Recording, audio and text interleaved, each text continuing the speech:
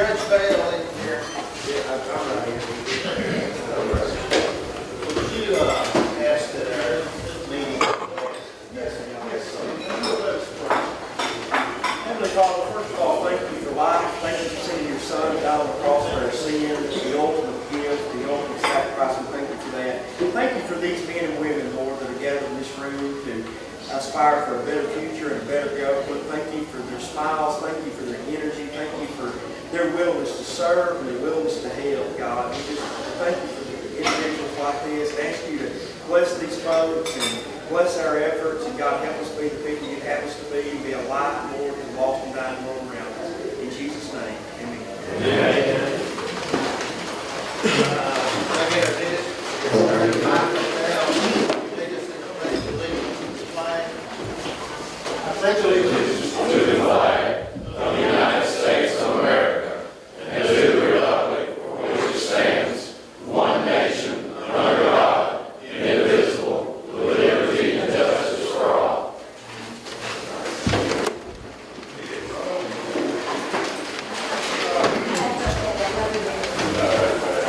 Dottie, would you like to open up our meeting this morning?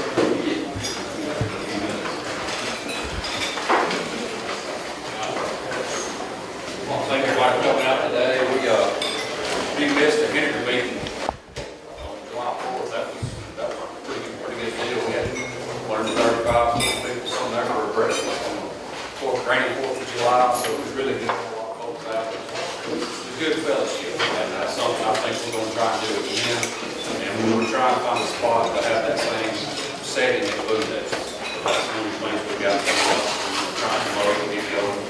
And we've also come up with a dove hunt that's going to happen. We're going to do it not the opening weekend of dove season, but the weekend after. That way you can still, those of you that dove hunt like I do, you go kind of the same place every year, year in, year out. You got places that you hunt with. You don't not take part in that too. So it'll be a good fundraiser. Rodney's already been working on it. He's already got the meadows planted. So we'll be getting some stuff together, getting organized, and everything's good for the party at the local level. We do have our headquarters open, and we're working on keeping it open. Establishing some hours and stuff. And if you see it for sale sign on there, y'all don't panic. She's just trying to sell a building. She's going to put it in real estate. So, we may have to move location somewhere else. We'll just, cross that bridge when we get there. Everything else is good. Thank you.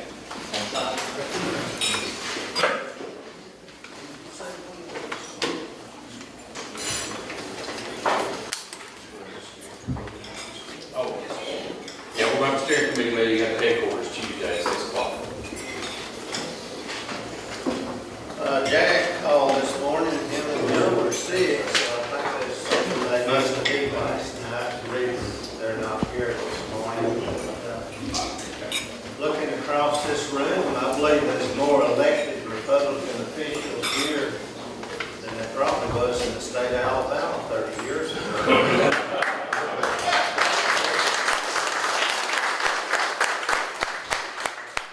Several of them I don't know, but I opening up the meeting, I would like for everybody that is elected official, starting on this side of the room, to get up and state their name and if they're running for a position this year. Chris Kuykendall, District 3. I think I announced 6 months. I was 6 months ago as a candidate for re-election, so I appreciate you hearing that. Richard Miner, I'm the district attorney in St. Clerk County, and I'll be a candidate on the Alabama Court of Criminal Appeals. I'm Mike O'Dell, and I'm just running from trouble. But I do want to say very briefly that Richard Miner is a guest of mine this morning. I think we've met most, if not all of you. Once again, want to tell you that Richard's a long-time dear friend of mine. He's a great DA in St. Clair County. He's going to make a great judge on the Court of Criminal Appeals. But what I also want to say is, for most of us, when we've been voting on judges, I probably have dozens of people call and say, who should I vote for on the Court of Criminal Appeals and the Court of Civil Appeals? Most of the time, I can't tell you. I've met them, but I don't know them. Most of them are from South Alabama. You just don't see them, and they don't come up here. even though they've been great judges over the years. This time, we have the opportunity to elect somebody in our own neighborhood to the Court of Criminal Appeals, a North Alabama judge, a guy of great character and great integrity. So just want to say those few words on behalf of my friend. Thank you.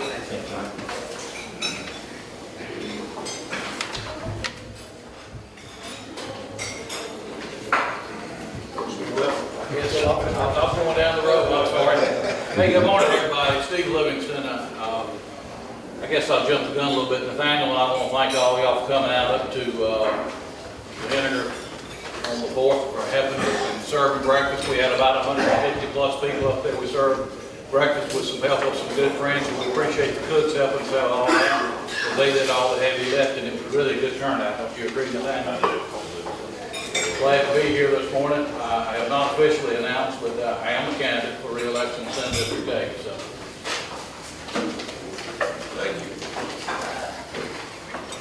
He's our guest, so we're just going down the road. I'm Tripp Pittman. I have the honor of serving with Steve Livingston and Nathaniel Ledbetter.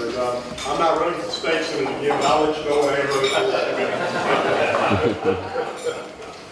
I'm Nathaniel Ledbetter, and I will echo exactly what Steve said. We had a tremendous crowd and it poured down rain on the 4th of July. And Scott, y'all did an outstanding job. Thank you, and the guys y'all had cooking was amazing. I missed the chocolate gravy this morning. We had chocolate gravy. I think that was certainly a treat. As Steve said, I hadn't officially announced I will be running for re-election to the House of Representatives District 24, and I certainly appreciate your support. And absolutely, it's been an honor of my life to be able to serve people in DeKalb County. And anything we can do in the future, don't hesitate to give us a call. Thank you.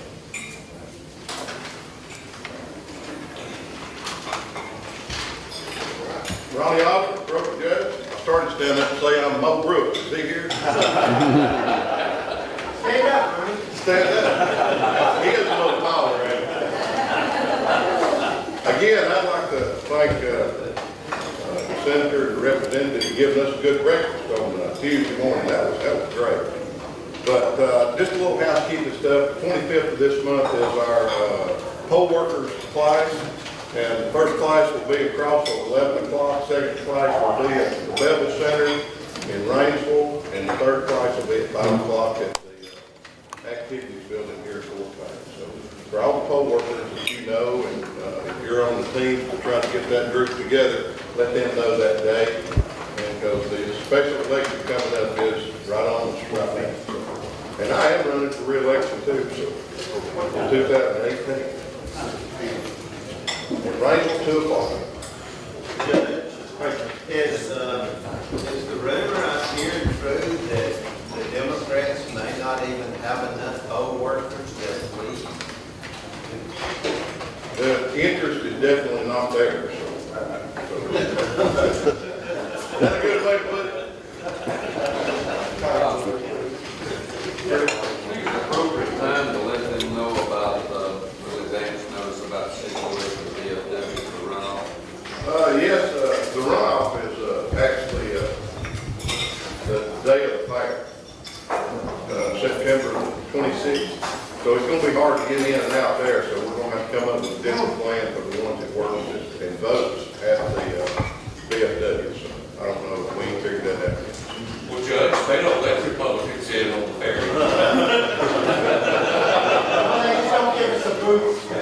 I told them we'd move it to the courthouse.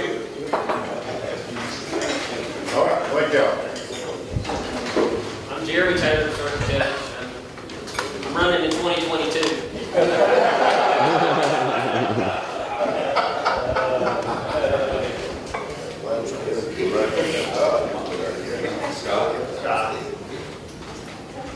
Scott Westbrook, I'm currently on the county commission. I'm just here to see everybody and have a little fellowship to see everybody. I'm Sean Bell, circuit judge, and running for re-election in 2018. It's been one of the high honors of my life, and serving judge place #1, and I appreciate everybody's support the last time, and look forward to everybody's support this time, I hope, and pray. So appreciate the honor and appreciate being received. And let's start over here at the candidates. If you'd like to get up and say a few words running. I'd like to speak for Bo Brooks. He's been a friend of mine for over 30 years, and I told him I'd help the county. Most of them met him at Henderson the other day, but we have some signs here. Anyone would like to help them.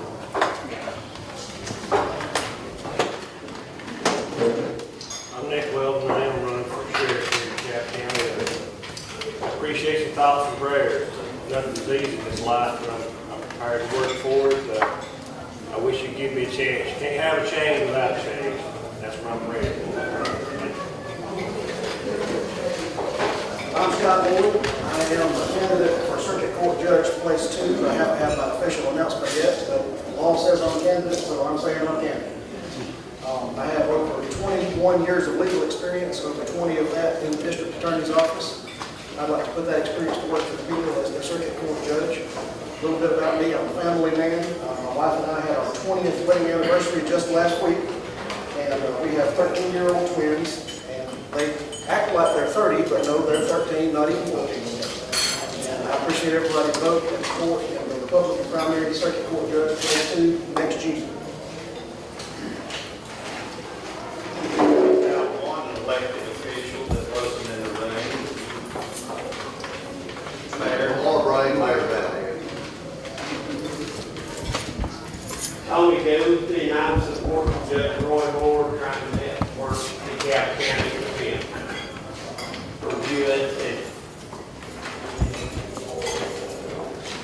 Jeff McCurdy, I've announced that I'm a candidate for Circuit Judge, Place 2. I appreciate everyone's support. We have a Facebook page, Jeff McCurdy for Circuit Judge. I also have a website, www.jeffmccurdyforcircuitjudge.com. Go on there and search around. There's a place where you can see the issues that my candidacy's on. I'll be glad to answer any questions.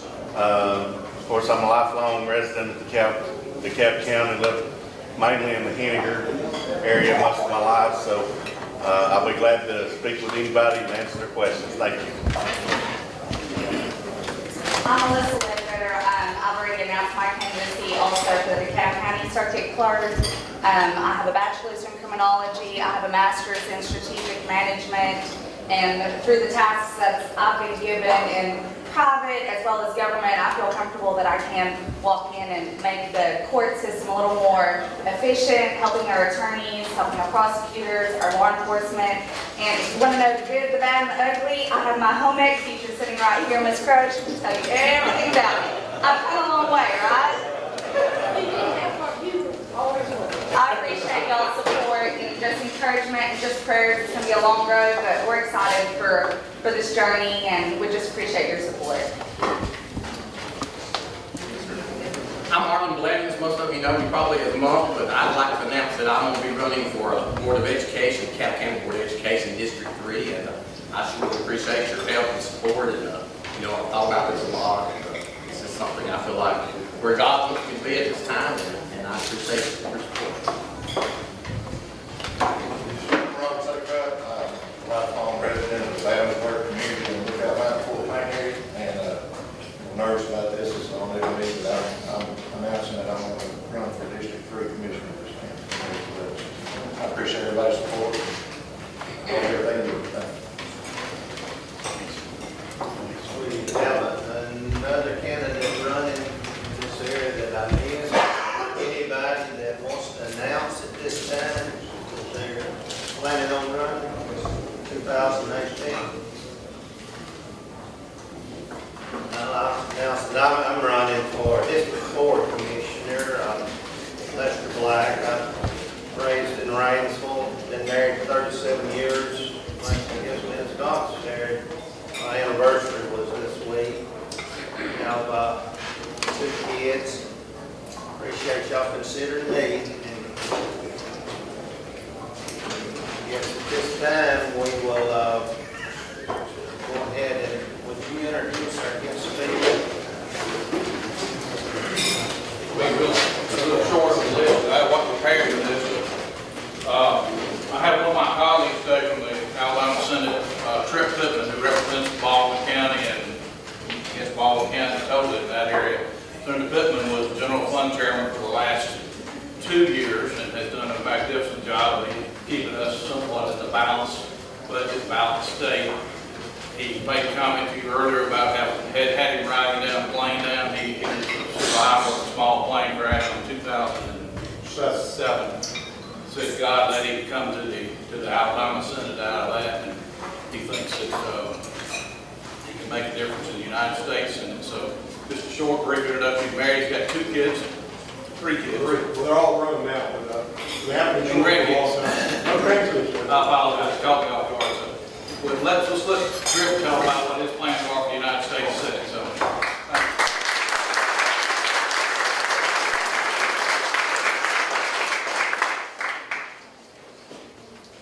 It's great to be with y'all this morning. Blessed to be with you, like you, and Scotty, party chairman. It's great to be in a place where you have fundraisers and dove hunting. I always prefer to go to dove shoots instead of dove hunting, and hopefully that's what y'all have, right? But you never know. That's keeps it interesting. I'm a tremendous outdoorsman and love nature.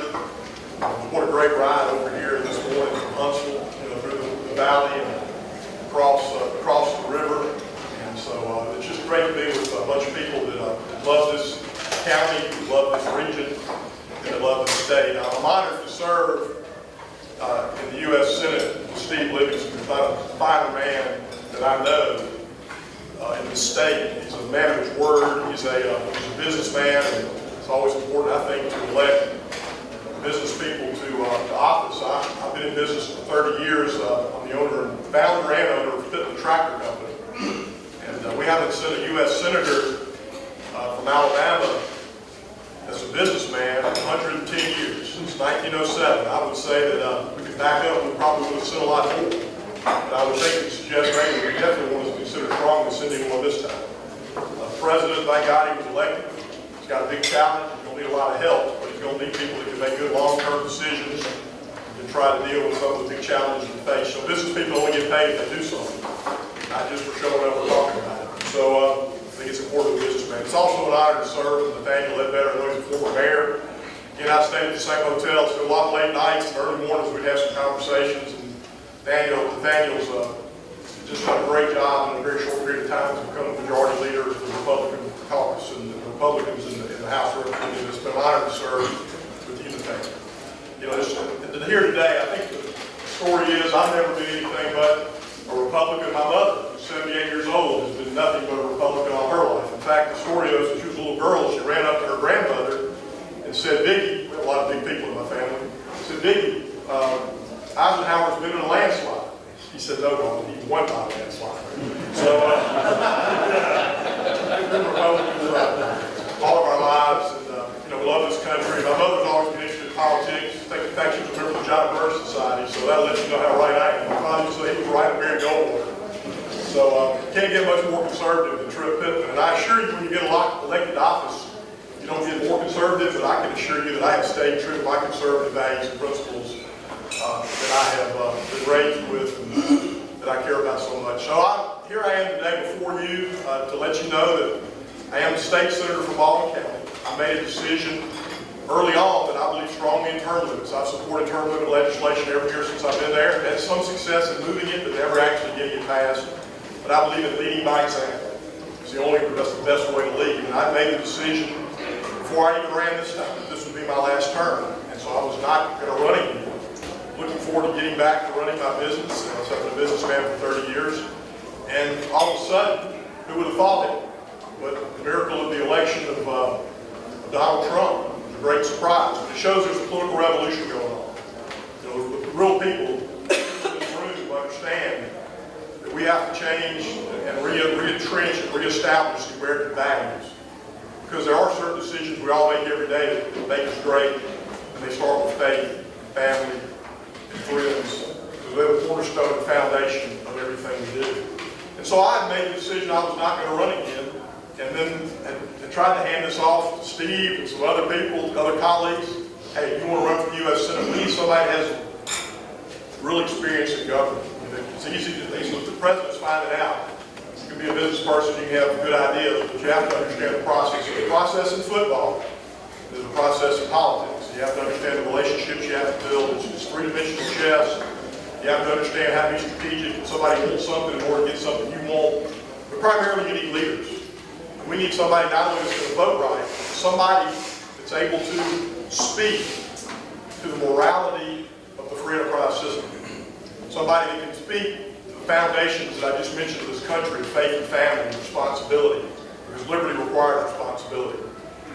So I got into this race because I thought the people of Alabama, not the former governor, not the Washington crowd, need to decide who their next United States Senator is going to be.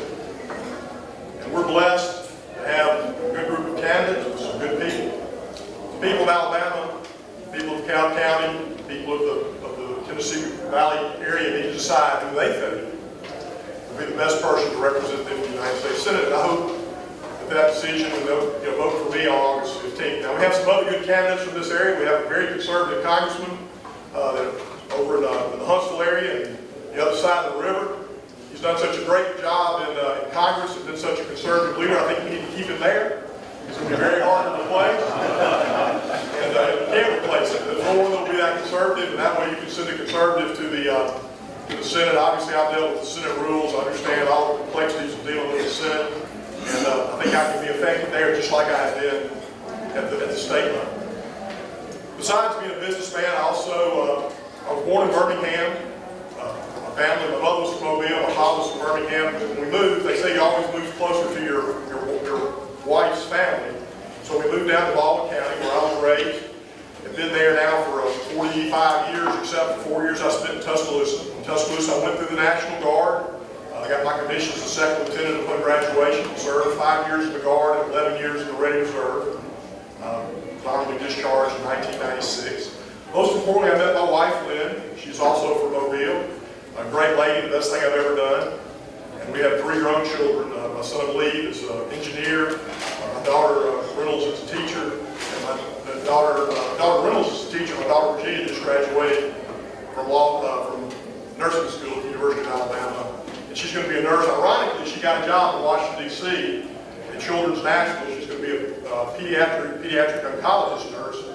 My wife's not real big into politics, and she loves Baldwin County. So she told me early on she didn't want to spend a whole lot of time in Washington. So fortunately, my daughter's going to be there, so maybe she'll come visit her daughter, and I'll get a chance to see her.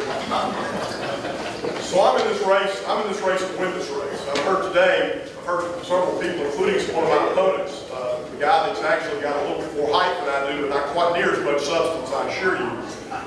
And going back to the dove hunting, and this guy seems to like to hunt different species out of season since he's on videos now shooting ducks and hunting deer in the middle of the summer. But I got into this race because people of Alabama deserve to pick their leader. I've been a businessman, I've served in the military, and I've also got experience in serving in the legislature. But I've also got a record. As I said, I've always been a conservative. In the legislature, I've been the budget chairman, as Steve said, for the last 2 years on the general fund, but previous to that, 5 years on the education budget. And the first year I was budget chairman, we had to cut that budget $1 billion. $6.1 billion, $6.3 billion, and $5.3 billion. We had to make a lot of tough choices. We had to reform tenure, make sure we had the best teachers in the classroom. We had to fight Paul Hooker to a conference center. That was a big victory in the bill that I sponsored. I sponsored a law that was a rolling reserve average. It actually limits how much the growth of federal government spending can be. It's limited to the average over the previous 15 years. That's the type of bill we have to put in Washington. Because we have to limit spending. We have to bring the deficit down. People have to have confidence in the future if they're going to invest in what's going on. I passed the immigration law, helped pass the immigration law in this state, the toughest in the land. Since that time, the courts, as they're prone to do, repeal a lot of that. And that's not a good thing. We need a wall. We need to make sure who comes in and out of this country. We need to know who you are. We do need immigration. We're a nation of immigrants, but it needs to be done legally, and people don't need to break the front line. I passed bills for drug testing, for Medicaid benefits, for food stamps. Because the reality is you can't get a job if you're on drugs. The insurance company won't let you hire people. So we need to have accountability. I've also passed a Medicaid fraud bill. I was reading an article last night. People say there's not very much fraud. Let me assure you, there's not fraud. Not only from the user, but by the providers. We've got to get a handle on that. So I have governed, and I have, I think, done a very good job because we balanced every budget since I've been the budget chairman in both budgets. We've paid back over $700 million in debt. In fact, when the previous group in charge of the legislature borrowed the money from the Alabama Trust Fund. I'm the one that inserted the amendment that it must be repaid. Because nobody ever really wanted to repay it, including the former senator from here, with all due respect. It was never going to be paid. So fortunately, I made that commitment, and I do what I say I'm going to do, and we're able to repay that debt. So I think I'm uniquely qualified because of my successful business experience, because of my military experience. Because let me tell you, we've got some serious foreign policy issues. The best thing for any country is to be strong economically. As we all know throughout history, that most of the times when the decline happens in a nation, or it happens from within. That happens from financial instability and from moral decay. So here we are, we need a leader to go to Washington, D.C. We have a tough choice before us. I'm committed 100% to winning this, getting in the runoff. And that's what it's about. There's going to be a runoff. There's no way around it. So August 15th is all going to be about who can get the most votes, who can inspire people to go to the polls and vote for you, who's made someone so mad or lost their confidence so greatly that they want to go and vote against them. This is one race, one day. So turnout is critical. Everyone in this room will vote. I know y'all will touch base with a lot of other people who get to the polls and vote. And it's essential for our republic that we have a good turnout. Because what we love is the balance. I think it's a testament to the party, all the great candidates that are here today, the elected officials that are here today, the number of people on the ballot for this U.S. Senate race. It's a testament to the power and the strength of the Republican Party in Alabama. Who would have thought that this would have happened just a few short decades ago? But it's a great opportunity to elect someone that may not be able to win a race where people go for other reasons. They recognize the name. Because the people that go to the polls are going to be informed. They're going to be able to select, hopefully, what will be the best candidate. As I said, I love this country. I served in the military. I'm going to get out of politics. This door open. And I cannot not run. So I put my name in the hat because I believe that we have to have somebody that can articulate the morality, as I've said, of the free enterprise system. When you have Barney Sanders and Elizabeth Warren and young people who actually believe that socialism, which we thought was on the ash heap of history, is being revived, it'll never work. It's a race to the bottom. The only way you can ever enforce it is the point of a gun. So we need somebody who will stand up to the next generation and say, we've got to protect and defend free enterprise. We can debate how we spend the money, but without free enterprise, there's not money. It's like in Russia, the bread was 5 cents, but there wasn't any bread. So we need somebody that can promote the free enterprise system and understands how important it is. It's also important because I don't believe in raising taxes. We pay enough taxes. In fact, we need to lower taxes. But I'm the supply side. The first person I ever voted for was Ronald Reagan. In my mind, he's still the greatest president, not only because of what he did, but because he provided leadership, he provided optimism. That's what I'm going to try to provide. That's what I am going to provide.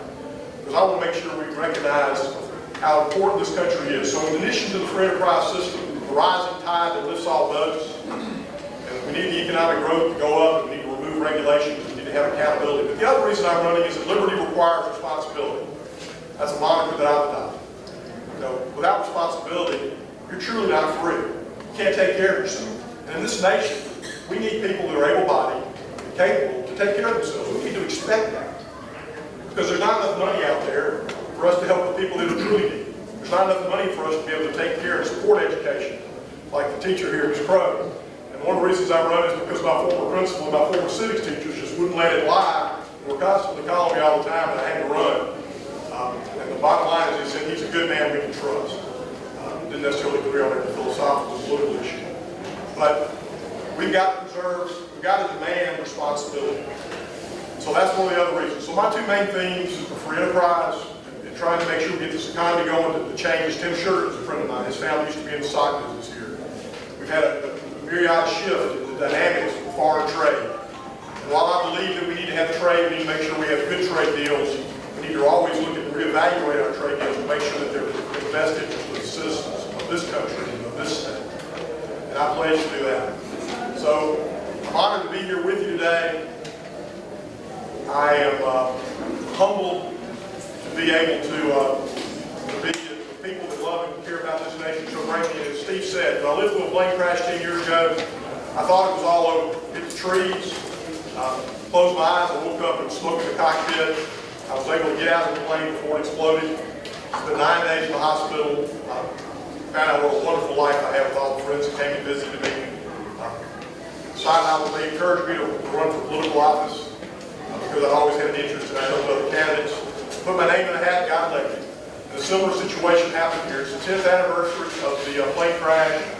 I believe in politics because I believe in term limits. This door opened, and I put my name in it. I appreciate the opportunity to be here today. Thank you all very much for your strong consideration. I have a website, this modern new world, trippforsenate.com. Got a lot of information. I also have a website and a Facebook page, Tripp for Senate. I also have a Twitter account, Tripp for Senate, but I don't tweet after 6 o'clock at night. I think you need to understand that in government you have to focus on the issues and you have to stay on point if you're going to be able to have any sense. So, on August 15th, I appreciate your consideration to be your choice to represent you in the United States Senate. Thank you very much for allowing me to be here with you this morning.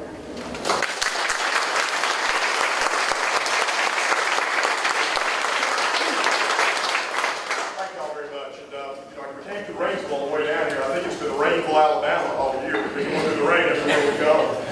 But I think you have time for questions, or we did move out of here. Does anybody have any questions or anything like that?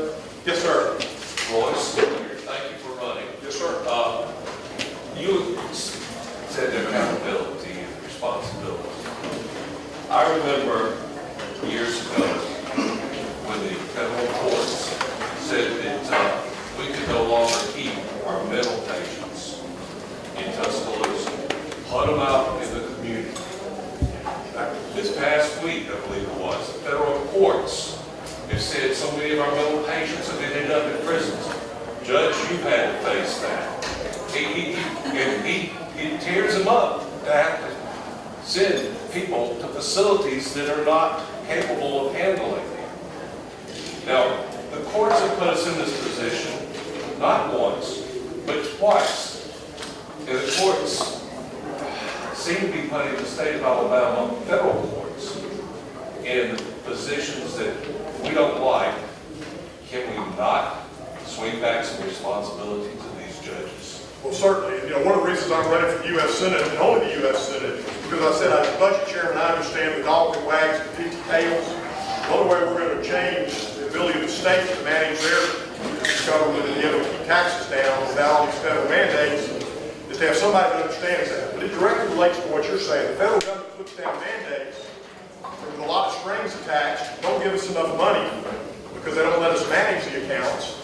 And then these federal judges come down and say that we're not giving prisoners enough mental health treatment, even though we do give them mental health treatment. We've got to now spend $20 million more on prisons. Well, that's $20 million we can't spend on people that haven't broken the law and have mental issues. We have kicked the can on our government with general funds. Alabama has had a tradition of having great mental health care, taking care of the deaf and the blind. But what we've done is we have, and part of this is health care, we've cannibalized a lot of government for individual health care. We've had the greatest health care system in the country, and we're now trying to provide health insurance for everybody, which is not going to work. That's why I support a total repeal of Obamacare, not a repeal and replace. You've got to repeal it. And only then can you start to try to make it sustainable and live up to the promises that have already been made, not try to extend it. The mental health issue is one of the greatest concerns that I have. Because it is. These are people that have issues, that can't take care of themselves and help them. We're expanding a new program at the state level this year. It's unconscionable to me to take on board without funding this to do that. But back to my responsibility effort, and back to family. You know, to me, a lot of these issues with mental health come from people that don't get a foundation, that don't have discipline and structure and responsibility when they're young. You know, you have to learn how to behave, you have to learn how to love, you have to be loved. When you don't have that nurturing, you don't have that foundation, then it doesn't lead to good results. The other thing you have to have is a work ethic. I believe you have to have accountability. I believe if you're able-bodied, you ought to have to do something to get a check. Because if you don't have work ethic, you don't respect yourself. You don't have optimism. And if you don't respect yourself, worse than that, you start to blame your inadequacy or your inefficiencies or your unhappiness on other people, including the men in blue, that thin blue line of the men in brown. They go out and do terrible things because they're not happy with who they are. If we're going to save this republic, we've got to have responsibility. And to me, that responsibility, that's why I focus on free enterprise and responsibility. Because to me, those are the two top elements from which everything else flows. If we can reinstill the economy, then we'll have more money to be able to take care of those that are truly needy. Hopefully we'll have less people that are truly needy because they actually are able to be productive and have self-respect and have self-worth. But we've got a lot of challenges, and that's the other reason I'm running. This is not about, let's wait for another 5 years or 6 years. The time is now. If we don't take advantage of this opportunity, the president of both houses of Congress, and get a leader up there that's willing to talk about the issues, put the light of day on it, not play games, we're not going to make a difference. We're not going to have the future and the opportunity for our children and grandchildren that we had when we came to this school. Thank you very much. Yes, sir. For the people that hold a pistol permit, Yes, sir. if you're in Alabama, you cross, you go through Washington, you know. Reciprocity. Exactly. You're what, felon, you had to carry it, and then you're going to another state. If I understand it right, no representative or senator in Washington is allowed to have a pistol. Well, they have to have a Washington DC permit. They can't, the Alabama permit is not good in Washington DC. So reciprocity is the issue. When you have a permit in Alabama, you can go into any other state or the District of Columbia, you know, and that permit is still good. I support reciprocity, but the issue is then you're back to having a permit. You know, the open carry, people say, well, I don't want any permits. Well, I think that's a slippery slope for a couple of reasons. One, we do not have a strong vetting for carrying a pistol. You shouldn't. I mean, we're law-abiding citizens. The Second Amendment is a fundamental and one of the strongest amendments we have, and one that I support. But, you know, a sheriff, to me, has some degree of understanding and knowing the population. He's a constitutional officer. He understands what goes on. Probate judges know. So they have some vetting when people get, you know, involuntarily committed. We need to have a permit. I think we need to have a permit. It needs to be reasonable. It doesn't need to be a moneymaker. But the other reason is to have reciprocity, you have to have a permit. And the other downside to it that people may not like in Alabama is you go to the sheriff's office, if they know you, you get a permit. A lot of these states, these permits are very difficult to get. Require an extreme application process, long delays, there actually is politics involved, imagine that. There's also the fact that they don't want people to have guns. So if you have reciprocity, you have to get all 50 states and the District of Columbia to sign off on it. So while I support it, then you're going to end up with people saying, well, now we're going to make it a lot harder. If we're going to sign off of it in Washington, D.C., or California, we're going to make sure that that level of getting that permit is going to be a lot harder. So like in all issues dealing with government, which is why we need less government, because it's not what makes us great, it's people that get up every morning and go to work. You have to understand there's unintended consequences to it. The right to keep and bear arms shall not be infringed in this individual right. Anybody else? Thank y'all so much for allowing me to speak to you today. God bless you. And look forward to y'all support our organization. Thank you.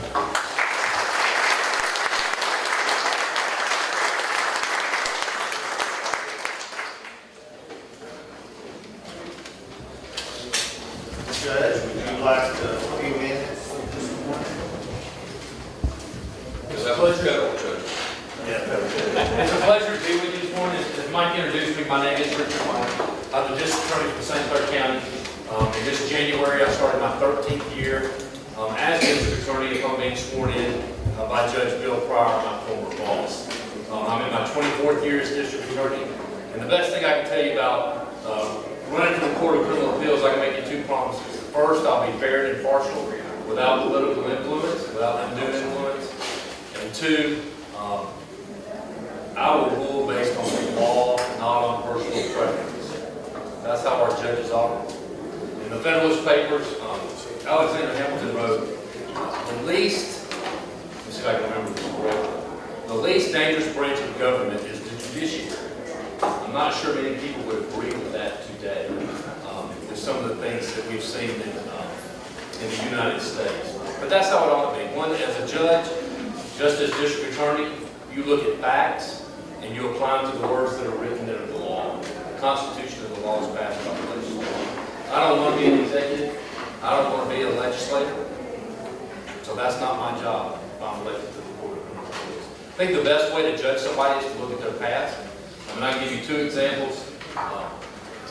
My experience, demonstrated experience, integrity and service.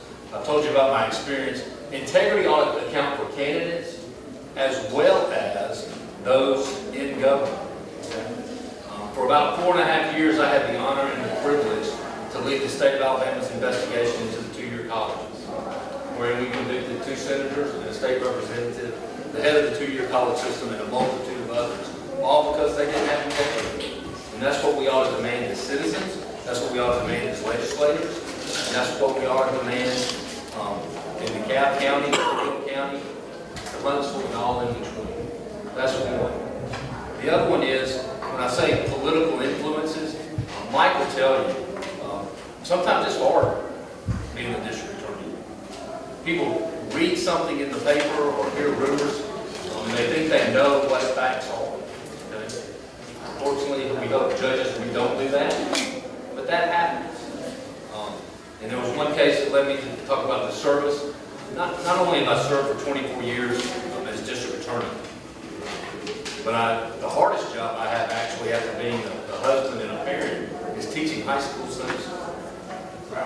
Try that today with 7th through 12th graders. In a case I had with a 17-year-old that was prosecuted as an adult right after I moved to St. Clair County, who served 25 years for 2 armed robberies. And the lawyer came and said, hey, when you meet with his mother, she doesn't understand why he's going to stay in prison. He's only 17. And so I told her, I normally don't meet with parents, but I did. And she really didn't understand, and neither did he. Because at the time, the legislature had just passed a statute. If you turn 16, for certain felonies, you were automatically an adult. Okay? Our kids didn't know that. And I say kids, 16, 17-year-olds. And so we started a program. We go into all our schools. I've been in 5 different counties. That's now kind of morphed into a cyber crime with social media. But I want to continue that service when elected to the Court of Criminal Appeals, talking to our young people, explaining the law. And I'm so thankful that you have 2 senators here, representatives in our state that passed the civics. You got to know about civics before you can graduate. Because there's more people that know the names of the 3 stooges than can name the 4 branches of government. And I want to be a part of changing that. If I were to ask you right now, name the 5 judges on the Alabama Court of Criminal Appeals, I'm not sure anyone in here, other than maybe 3 or 4 people, might can name all 5. But they have a tremendous impact on our society. And we need to know the people that we vote for. So that's why I'm out here to meet the people of Alabama. And why it's been a pleasure to be able to meet you today. Thank you very much.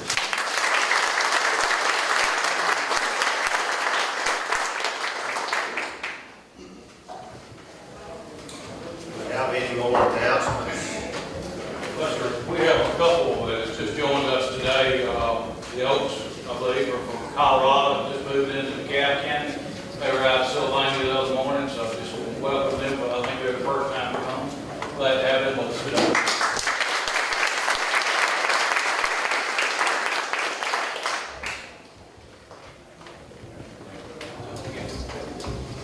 Is our majority leader? Yeah, real quick, Steve and I are starting, I think, next, or the 18th, is that right? 18th.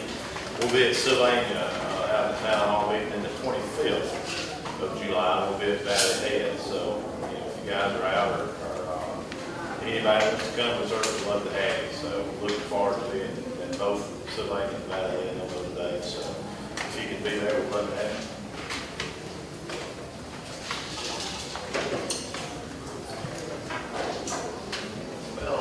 Appreciate everybody showing up this morning. Keep Jack and Joe Steeples in prayers. I hope I woke up sick this morning. I apologize for being disorganized. I mean, kind of a last minute thing. As we get out on the campaign trail,